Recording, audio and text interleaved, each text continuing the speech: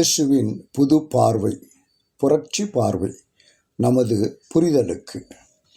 உன் முழு இருதயத்தோடும், உன் முழு உள்ளத்தோடும், உன் முழு ஆற்றலோடும் ஆண்டவரிடம் அன்பு கூறுவாயாக என்பது இணைச்சட்டம் 6ஆம் அதிகாரம் 5ஆம் வசனத்தில் பதிவு செய்யப்பட்டுள்ள மாபெரும் கட்டளை.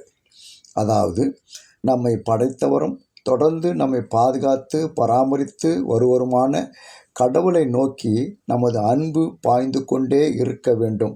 அதாவது, கடவுளை முழு இருதயத்தோடு அன்பு செய்ய வேண்டும். அது மட்டுமல்ல, கடவுளை நமது சிந்தனை, சொல், செயல் அனைத்தையும் கடவுளுக்காகவே அர்ப்பணித்து அவரது திருவுளத்தை அறிந்து கீழ்ப்படியும் உள்ளத்தோடு அனைத்து செயல்பாடுகளையும் ஆற்றி கடவுளை முழு உள்ளத்தோடு அன்பு செய்ய வேண்டும்.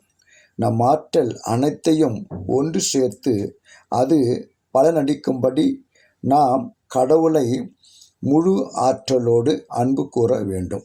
அதாவது, கடவுளுக்கு உளமாற கீழ்ப்படிந்து இறை புகழுக்காகவே வாழ்ந்து காட்டுவது ஆகும்.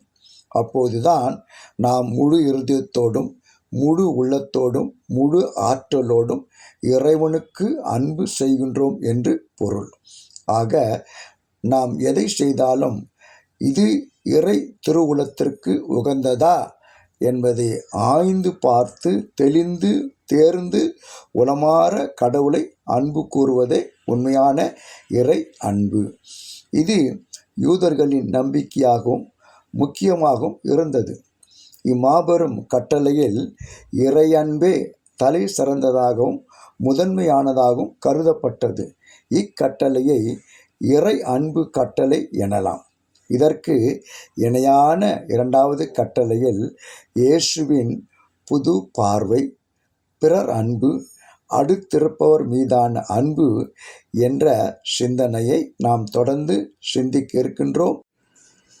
பிறர் அடுத்திருப்பவர்கள் மீதும் அன்பு கூறுதல். உன் மீது நீ அன்பு கூறுவது போல உனக்கு அடுத்திருப்பவர் மீதும் அன்பு கூறுவாயாக என்பது ஆண்டவரின் கட்டளை.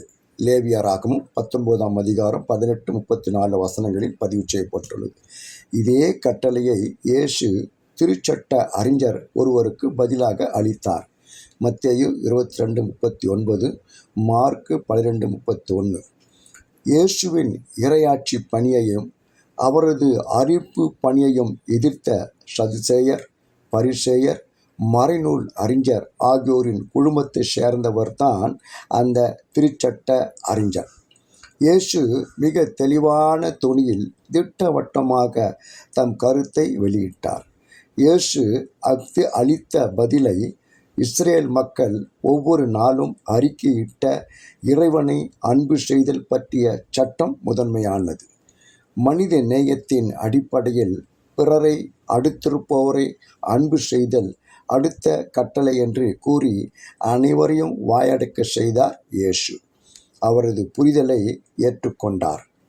கிறிஸ்தவரின் உரிமை வாழ்வு குறித்து சொல்லும் போது திருத்தூதர் பவுலும் இயேசுவின் கட்டளையை கலாத்தியா திருச்சபை மக்களுக்கு நினைப்பூட்டினார், எழுதினார். கலாத்தியர் 5:14 பதிவு செய்யப்பட்டுள்ளது. இறை அன்பு என்பது இறைவனை சார்ந்த அன்பு. பிறர் அன்பு என்பதோ சமுதாயத்தை சார்ந்த ஒட்டிய ஒரு பண்பு. பிறர் அன்பு என்பது நமக்கு அடுத்திருப்போரை அன்பு கூறுவதாகும். உன் மீது நீ அன்பு கூறுவது போல் உனக்கு அடுத்தவர் மீதும் அன்பு கூறுவாயாக என்பது பழைய ஏற்பாட்டில் பதிவு செய்யப்பட்டுள்ள பிறர் அன்பு. இதே கட்டளை மத்தேயு 22:39, மார்க்கு 12:31, கலாத்தியர் 5:14 ஆகிய வசனங்களில் பதிவு செய்யப்பட்டுள்ளது. நலிந்தோர், நசுக்கப்பட்டோர், ஒதுக்கப்பட்டோர், ஓரங்கட்டப்பட்டோர், ஒவ்வாதோர், உயிர் பிரியும் நிலையில் உள்ளோர், அந்நியர், சிதைக்கப்பட்டோர் போன்ற அனைத்து சமூகத்தினரையும் நாம் அன்பு செய்வது இது ஒரு சமூக பண்பு. இயேசுவின் நீண்ட நெடிய பேருரையில் அவரது வருகையை முன்னிட்டு மக்கள் எவ்வாறு தங்களை ஆயத்தப்படுத்தி கொள்ள வேண்டும் என்பதை பற்றிய ஒரு அற்புதமான உண்மை காட்சியில் மனித நேய பண்புகளான பரிவு, கருணை, இரக்கம் போன்ற செயல்களால் மிக சிறியராகிய வறியோருக்கு, ஏழை எளியோருக்கு, அதாவது பசியாய் இருந்தவர்களுக்கு உணவு கொடுத்தது, தாகமாக இருந்தவர்களின் தாகத்தை தீர்த்தது, ஆடை இருந்தவர்களுக்கு ஆடை அணிவித்தது, நோயுற்றரை, சரைப்பட்டோரை, அந்நியரை கவனித்து கொண்டது. அன்பு செய்த நேர்மையாளர்களுக்கு ஆட்சி வழங்கி ஆட்சி உரிமையை பெற்றுக்கொள்ள, நிலைவாழ்வை உரிமையாக்கி கொள்ள அழைப்பு விடுத்தார். இத்தகைய அன்பு செயலை செய்யாதவர்களை சபித்து அழகிக்கும் அதன் தூதருக்கும், அதாவது பிசாசுக்கும் அதனுடைய தூதருக்கும் ஏற்பாடு செய்யப்பட்டிருக்கும் என்று அணையாததுமான நெருப்புக்குள் செல்லுங்கள் என்றார் என்பதை மத்தேயு 25:31 முதல் 46 வரை உள்ள வசனங்களில் பதிவு செய்யப்பட்டிருக்கிறது. இக்காட்சி மூலம் இறை அன்பும் பிறர் அன்பும் முக்கியமாக பார்க்கப்படுகிறது.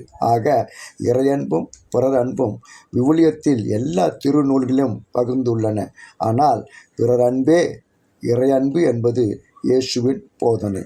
புதுமையான புது பார்வையும் இயேசு படைக்க விரும்பிய இறையாட்சி தத்துவம் கூட. நான் உங்களிடம் அன்பு செலுத்தியது போல நீங்களும் ஒருவர் மற்றவரிடம் அன்பு செலுத்துங்கள்.